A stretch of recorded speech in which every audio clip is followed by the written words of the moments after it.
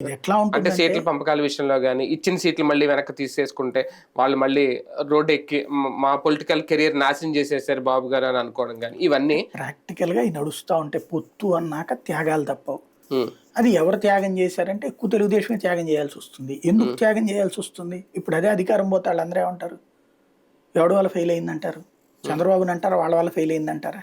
హ్మ్. ప్రాక్టికల్‌గా తెలుగుదేశం అంత స్ట్రాంగ్‌గా ఉంటే వెరీ సింపుల్ లాజిక్.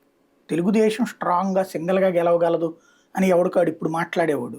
ఆ ధైర్యాన్ని చంద్రబాబుకి ఎందుకు ఇవ్వలేకపోయారు? చంద్రబాబుకి ఆ ధైర్యం 2019లో ఇచ్చారు. ఆ ధైర్యంతో ఎళ్ళాడాయన. బీజేపీతో తెగతెంపులు చేసుకొని మరి ఎళ్ళాడు. హ్మ్. కానీ గెలిపించలేకపోయారే. హ్మ్. దారుణమైన పరాజయం, దారుణమైన పరాభవమే. హ్మ్. పోనీ ఆ తర్వాత ఈళ్ళలో ఎంతమందొచ్చి తిరిగి సీరియస్ ఎఫర్ట్ పెట్టారు తెలుగుదేశం నాయకులు, ఈ మాట్లాడేవాళ్ళు.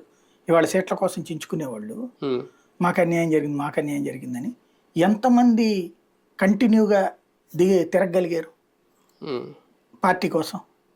చాలా వరకు చివరిలో ఒక ఏడాది నుంచి, 2 ఏళ్ల నుంచి బిగించేయడమే తప్పించి, హ్మ్. మొదటి 3 ఏళ్ళు పట్టించుకోలేదు. రెండోది వాలంటీర్ వర్క్ అప్పటి నుంచి జరుగుతానే ఉంది. హ్మ్. ఇంటింటి దగ్గరికి ఎన్ని సార్లు ఎళ్లారు ఈళ్ళు హ్మ్. లీడర్లు? హ్మ్. వాళ్ళు వాలంటీర్ ద్వారా ఇంటింటికి వెళ్తోంది గవర్నమెంట్.